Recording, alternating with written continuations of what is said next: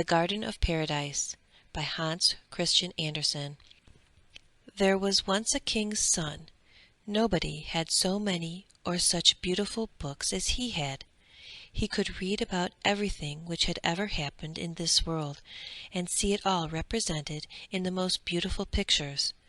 He could get information about every nation and every country, but as to where the Garden of Paradise was to be found, not a word could be discovered, and this was the very thing he thought most about.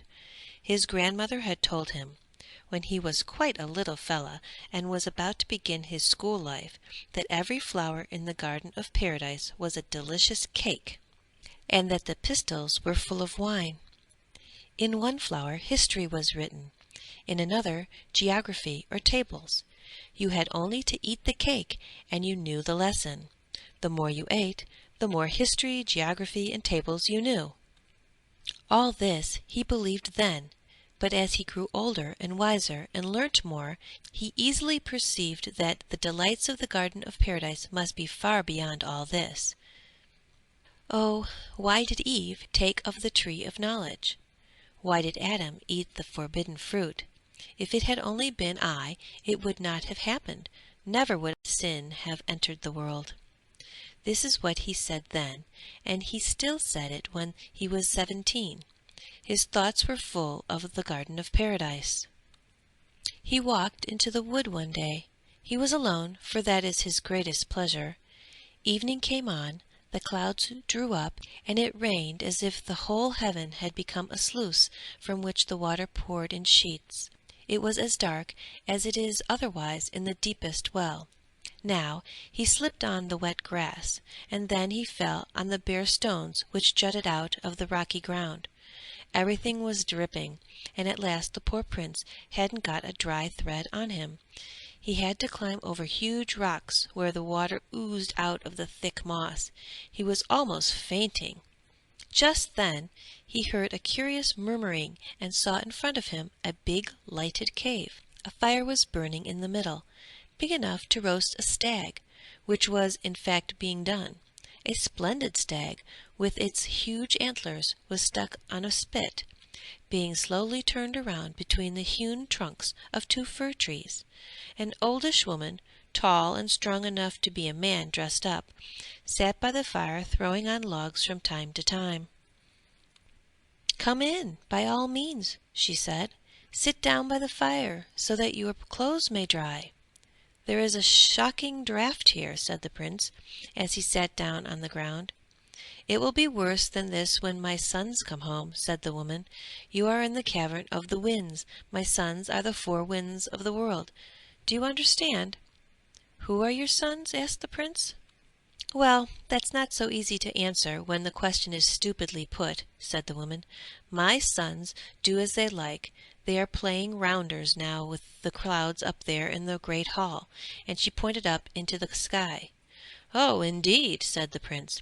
"You seem to speak very harshly, and you are not so gentle as the women I generally see about me." "Oh, I dare say they have nothing else to do. I have to be harsh if I am to keep my boys under control, but I can do it, although they are a stiff-necked lot. Do you see those 4 sacks hanging on the wall? They are just as frightened of them as you used to be of the cane behind the looking-glass. I can double the boys up, I can tell you, and then they have to go into the bag. We don't stand upon ceremony, and there they have to stay. They can't get out to play their tricks until it suits me to let them. But here we have one of them." It was the North Wind who came in with an icy blast. Great hailstones peppered about the floor, and snowflakes drifted in. He was dressed in bearskin trousers and jacket, and he had a sealskin cap drawn over his ears. Long icicles were hanging from his beard, and one hailstone after another dropped down from the collar of his jacket. "Don't go straight to the fire," said the prince. "You might easily get chilblains." "Chilblains," said the North Wind with a loud laugh. "Chilblains! They are my greatest delight. What sort of a feeble creature are you? How did you get into the cave of the winds?" "He is my guest," said the old woman, and if you are not pleased with that explanation you may go into the bag. Now you know my opinion." This had its effect, and the North Wind told them where he came from, and where he had been for the last month. "I come from the Arctic seas," he said. "I have been on Bering Island with the Russian walrus hunters. I sat at the helm and slept when they sailed from the North Cape, and when I woke, now and then the stormy petrels were flying about my legs. They are queer birds. They give a brisk flap of their wings and then keep them stretched out and motionless, and even then they have speed enough." "Pray don't be too long-winded," said the Mother of the Winds. "So at last you got to Bering Island. It's perfectly splendid. There you have a floor to dance upon, as flat as a pancake, half-thawed snow, with moss. There were bones of whales and polar bears lying about. They looked like the legs and arms of giants covered with green mold. One would think that the sun had never shone on them. I gave a little puff to the fog so that one could see the shed. It was a house built of wreckage and covered with the skins of whales. The flesh side was turned outwards. It was all red and green. A living polar bear sat on the roof growling. I went to the shore and looked at the birds' nests, looked at the unfledged young ones screaming and gaping. Then I blew down thousands of their throats, and they learnt to shut their mouths. Lower down the walruses were rolling about like monster maggots with pigs' heads and teeth a yard long. "You're a good story-teller, my boy," said his mother. "It makes my mouth water to hear you." Then there was a hunt. The harpoons were plunged into the walruses' breasts, and the steaming blood spurted out of them like fountains over the ice. Then I remembered my part of the game. I blew up and made my ships, the mountain-high icebergs, nip the boats.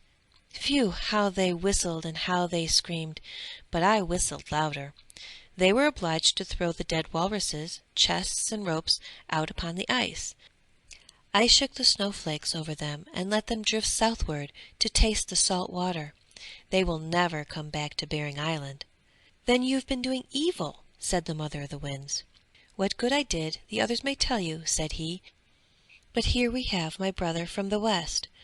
I like him best of all. He smells of the sea and brings a splendid cool breeze with him." "Is that the little Zephyr?" asked the Prince. "Yes, certainly it is Zephyr, but he is not so little as all that. He used to be a pretty boy once, but that's gone by. He looked like a wild man of the woods, but he had a padded hat on so as not to come to any harm. He carried a mahogany club, cut in the American mahogany forests. It could not be anything less than that." "Where do you come from?" asked his mother. "From the forest wildernesses," he said, "where the thorny creepers make a fence between every tree, where the water snake lies in the wet grass, and where human beings seem to be superfluous." "What did you do there?" "I looked at the mighty river, saw where it dashed over the rocks in dust, and flew with the clouds to carry the rainbow. I saw the wild buffalo swimming in the river, but the stream carried him away. He floated with the wild duck, which soared into the sky at the rapids, but the buffalo was carried over with the water. I liked that, and blew a storm, so that the primeval trees had to sail too, and they were whirled about like shavings." "And you have done nothing else?" asked the old woman. "I have been turning somersaults in the savannas, patting the wild horse, and shaking down coconuts. Oh yes, I have plenty of stories to tell, but one need not tell everything. You know that very well, old woman." And then he kissed his mother so heartily that she nearly fell backwards. He was indeed a wild boy. South Wind appeared now in a turban and a flowing Bedouin's cloak. "It is fearfully cold in here," he said, throwing wood on the fire. "It is easy to see that the North Wind got here first." "It is hot enough here to roast a polar bear," said the North Wind. "You are a polar bear yourself," said the South Wind. Do you want to go into the bag? Asked the old woman. Sit down on that stone and tell us where you have been. In Africa, mother, he answered. I have been chasing the lion with the Hottentots in Kaffirland.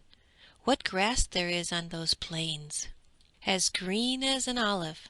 The gnu was dancing about, and the ostriches ran races with me, but I am still the fastest. I went to the desert with its yellow sand. It looks like the bottom of the sea. I met a caravan. They were killing their last camel to get water to drink. But it wasn't much they got. The sun was blazing above, and the sand burning below. There were no limits to the outstretched desert. Then I burrowed into the fine loose sand and whirled it up in great columns. That was a dance! You should have seen how despondently the dromedary stood, and the merchant drew his caftan over his head. He threw himself down before me as if I had been Allah, his God. Now they are buried, and there is a pyramid of sand over them all. When I blow it away, sometimes the sun will bleach their bones, and then the travellers will see that people have been there before. Otherwise you would hardly believe it in the desert. Then you have only been doing harm, said the mother. Into the bag you go. And before he knew where he was, she had the south wind by the waist and in the bag. It rolled about on the ground, but she sat upon it, and then it had to be quiet. Your sons are lively fellows, said the prince. Yes, indeed, she said, but I can master them. Here comes the fourth. It was the east wind, and he was dressed like a Chinaman. Oh, have you come from that quarter? Said the mother. I thought you had been in the garden of paradise. I am only going there tomorrow, said the east wind. It will be 100 years tomorrow since I have been there. I have just come from China, where I danced around the porcelain tower till all the bells jingled. The officials were flogged in the streets. The bamboo canes were broken over their shoulders, and they were all people ranging from the first to the 9th rank. They shrieked, "Many thanks, father and benefactor," but they didn't mean what they said, and I went on ringing the bells and singing "Tsing tsang tsu." You are quite uproarious about it, said the old woman.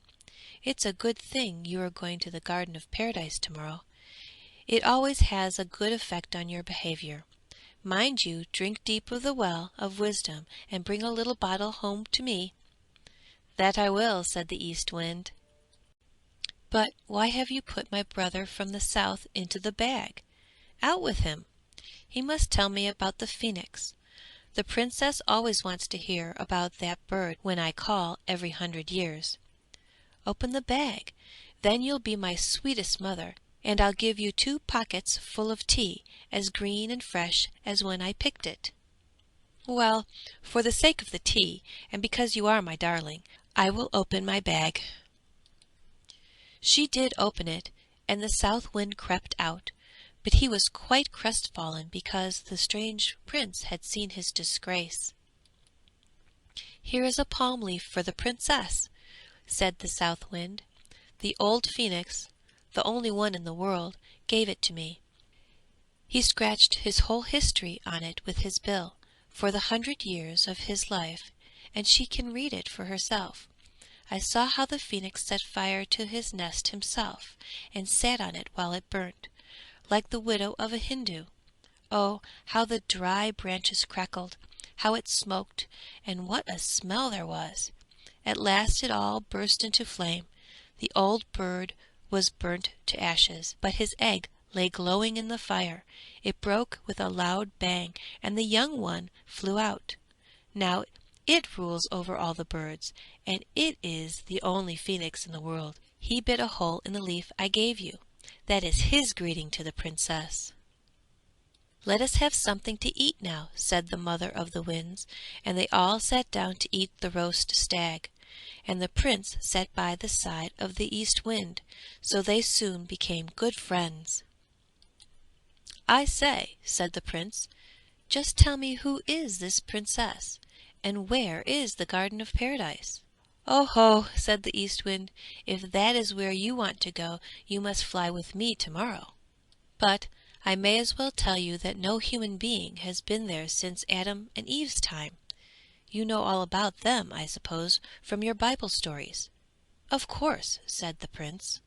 When they were driven away, the Garden of Eden sank into the ground, but it kept its warm sunshine, its mild air, and all its charms. The Queen of the Fairies lives there, the island of bliss, where death never enters, and where living is a delight, is there. Get on my back to-morrow, and I will take you with me. I think I can manage it. But you mustn't talk now. I want to go to sleep." When the Prince woke up in the early morning, he was not a little surprised to find that he was already high above the clouds. He was sitting on the back of the East Wind, who was holding him carefully. They were so high up that woods and fields, rivers and lakes looked like a large coloured map. "Good morning," said the East Wind. "You may as well sleep a little longer, for there is not much to be seen in this flat country below us, unless you want to count the churches. They look like chalk dots on the green board." He called the fields and meadows the green board. "It was very rude of me to leave without saying good-bye to your mother and brothers," said the Prince. "One is excused when one is asleep," said the East Wind, and they flew on faster than ever. You could mark their flight by the rustling of the trees as they passed over the woods, and whenever they crossed a lake or the sea, the waves rose and the great ships dipped low down in the water, like floating swans. Towards evening the large towns were amusing, as it grew dark, with all their lights twinkling now here, now there, just as when one burns a piece of paper and sees all the little sparks, like children coming home from school. The Prince clapped his hands, but the East Wind told him he had better leave off and hold tight, or he might fall and find himself hanging on to a church steeple. The eagle in the great forest flew swiftly, but the East Wind flew more swiftly still. The Cossack on his little horse sped fast over the plains, but the Prince sped faster still. "Now you can see the Himalayas," said the East Wind. "They are the highest mountains in Asia. We shall soon reach the Garden of Paradise." They took a more southerly direction, and the air became scented with spices and flowers. Figs and pomegranates grew wild, and the wild vines were covered with blue and green grapes. They both descended here and stretched themselves on the soft grass, where the flowers nodded to the wind, as much as to say, "Welcome back." "Are we in the Garden of Paradise now?" asked the Prince. "No, certainly not," answered the East Wind, "but we shall soon be there. Do you see that wall of rock and the great cavern where the wild vine hangs like a big curtain? We have to go through there. Wrap yourself up in your cloak. The sun is burning here, but a step farther on it is icy cold. The bird which flies past the cavern has one wing out here in the heat of summer, and the other is there in the cold of winter." "So that is the way to the Garden of Paradise?" said the Prince. Now they entered the cavern. Oh, how icily cold it was, but it did not last long. The East Wind spread his wings, and they shone like the brightest flame. But what a cave it was! Large blocks of stone, from which the water dripped, hung over them in the most extraordinary shapes. At one moment it was so low and narrow that they had to crawl on hands and knees. The next it was as wide and lofty as if they were in the open air. It looked like a chapel of the dead, with mute organ pipes and petrified banners. "We seem to be journeying along Death's road to the Garden of Paradise," said the Prince. But the East Wind never answered a word. He only pointed before them where a beautiful blue light was shining. The blocks of stone above them grew dimmer and dimmer, and at last they became as transparent as a white cloud in the moonshine. The air was also deliciously soft, as fresh as on the mountain tops, and as scented as down among the roses in the valley.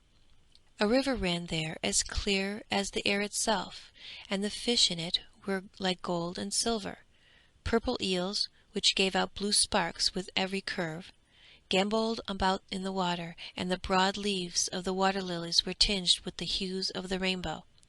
while the flower itself was like a fiery orange flame, nourished by the water, just as oil keeps a lamp constantly burning. A firm bridge of marble, as delicately and skilfully carved as if it were lace and glass beads, led over the water to the island of bliss, where the garden of paradise bloomed. The East Wind took the prince in his arms and bore him over. The flowers and leaves there sang all the beautiful old songs of his childhood, but sang them more wonderfully than any human voice could sing them. Were these palm trees or giant water plants growing here? The prince had never seen such rich and mighty trees. The most wonderful climbing plants hung in wreaths, such as were only to be found pictured in gold and colors on the margins of old books of the saints, or entwined among their initial letters. It was the most extraordinary combination of birds, flowers, and scrolls.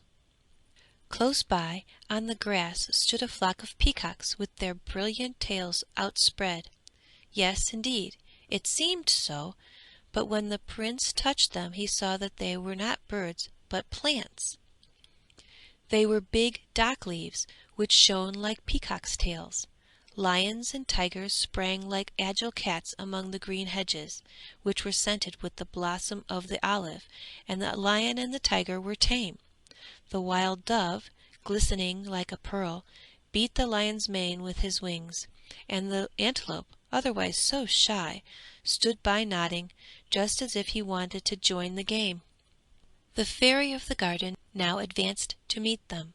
Her garments shone like the sun, and her face beamed like that of a happy mother rejoicing over her child. She was young and very beautiful, and was surrounded by a band of lovely girls, each with a gleaming star in her hair. When the East Wind gave her the inscribed leaf from the phoenix, her eyes sparkled with delight.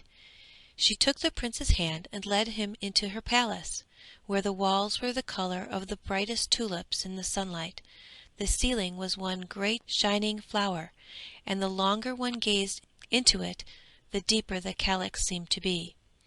The prince went to the window, and looking through one of the panes saw the tree of knowledge, with the serpent, and Adam and Eve standing by. "Are they not driven out?" he asked, and the fairies smiled and explained that time had burned a picture into each pane, but not of the kind one usually sees. They were alive. The leaves on the trees moved, and the people came and went like the reflections in a mirror.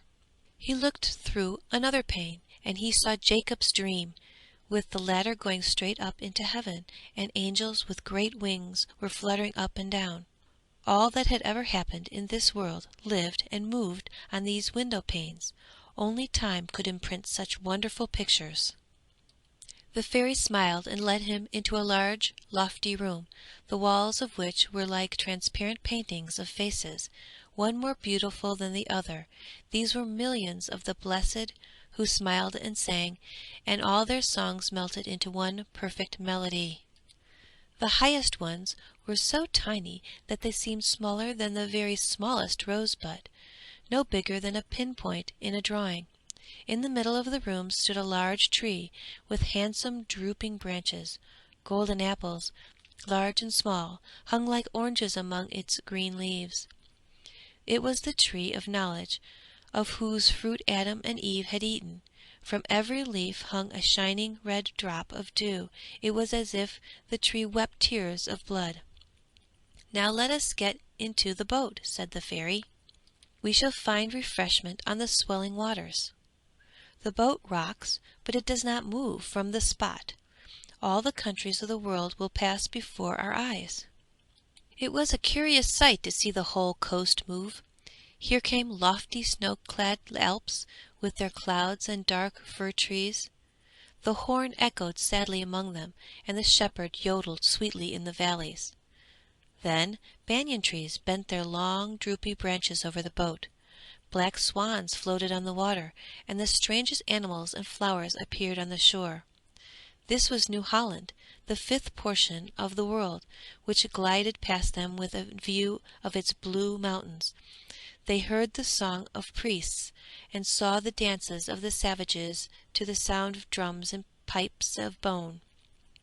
the pyramids of Egypt reaching to the clouds with fallen columns, and sphinxes half buried in sand next sailed past them. Then came Aurora Borealis, blazing over the peaks of the north. They were fireworks which could not be imitated. The prince was so happy, and he saw 100 times more than we have described.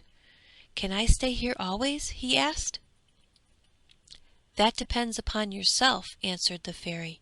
"If you do not, like Adam, allow yourself to be tempted to do what is forbidden, you can stay here always." "I will not touch the apples on the tree of knowledge," said the prince. "There are thousands of other fruits here as beautiful." "Test yourself, and if you are not strong enough, go back with the east wind who brought you. He is going away now, and will not come back for 100 years. The time will fly in this place like 100 hours, but that is a long time for temptation and sin. Every evening when I leave you, I must say, 'Come with me,' and I must beckon to you. But stay behind, do not come with me, for with every step you take your longing will grow stronger. You will reach the hall where grows the tree of knowledge. I sleep beneath its fragrant drooping branches. You will bend over me, and I must smile. But if you press a kiss upon my lips, Paradise will sink deep down into the earth, and it will be lost to you. The sharp winds of the wilderness will whistle around you, the cold rain will drop from your hair, sorrow and labour will be your lot."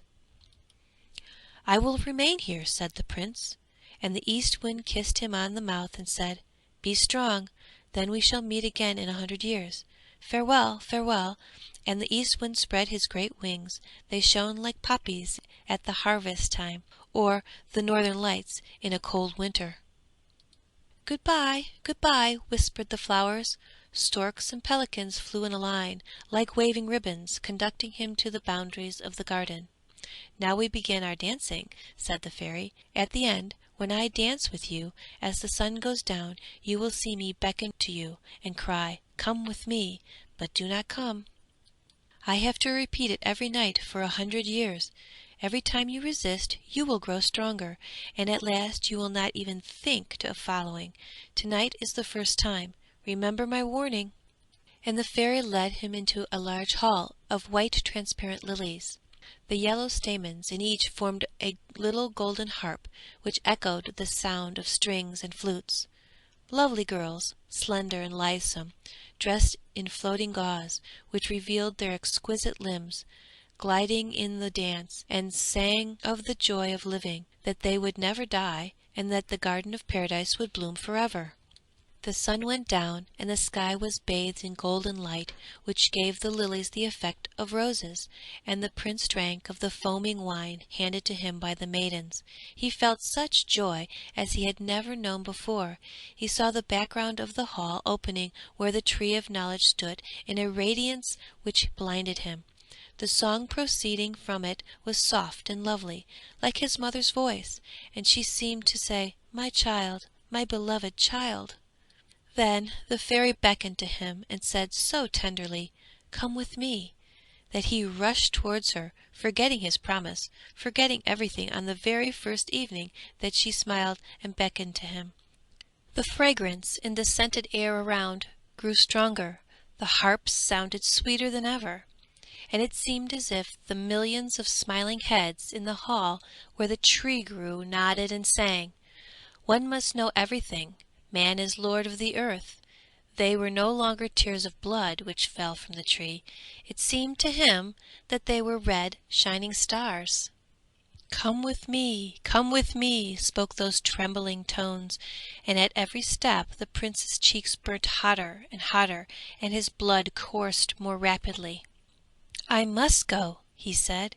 "It is no sin. I must see her asleep. Nothing will be lost if I do not kiss her, and that I will not do. My will is strong." The fairy dropped her shimmery garment, drew back the branches, and a moment after was hidden within their depths. "I have not sinned yet," said the prince, "nor will I." Then he drew back the branches.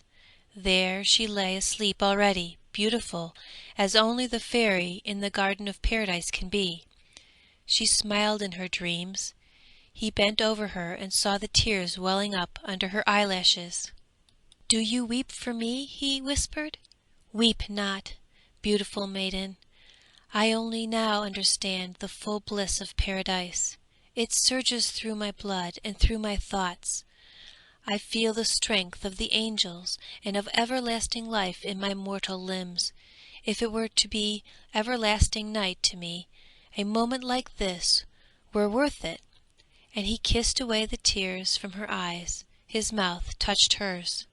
Then came a sound like thunder, louder and more awful than he had ever heard before, and everything around collapsed. The beautiful fairy, the flowery paradise sank deeper and deeper.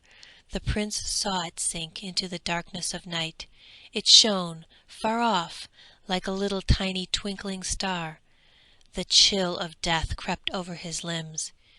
He closed his eyes and lay long as if dead. The cold rain fell on his face, and the sharp wind blew around his head, and at last his memory came back. "What have I done?" he sighed. "I have sinned like Adam, sinned so heavily that Paradise has sunk low beneath the earth." And he opened his eyes. He could still see the star, the faraway star, which twinkled like Paradise. It was the morning star in the sky. He got up and found himself in the wood near the cave of the winds, and the mother of the winds sat by his side. She looked angry and raised her hand. "So soon as the first evening?" she said. "I thought as much. If you were my boy, you should go into the bag." "Ah, he shall soon go there," said Death. He was a strong old man, with a scythe in his hand and great black wings. "He shall be laid in a coffin, but not now. I only mark him, and then leave him for a time to wander about on the earth, to expiate his sin and to grow better. I will come some time, when he least expects me. I shall come back, lay him in a black coffin, put it on my head, and fly to the skies. The garden of Paradise blooms there too, and if he is good and holy, he shall enter into it. But if his thoughts are wicked, and his heart is still full of sin, he will sink deeper in his coffin than Paradise sank, and I shall only go once in every 1,000 years to see if he is to sink deeper or to rise to the stars, the twinkling stars up there." The End. The Garden of Paradise by Hans Christian Andersen.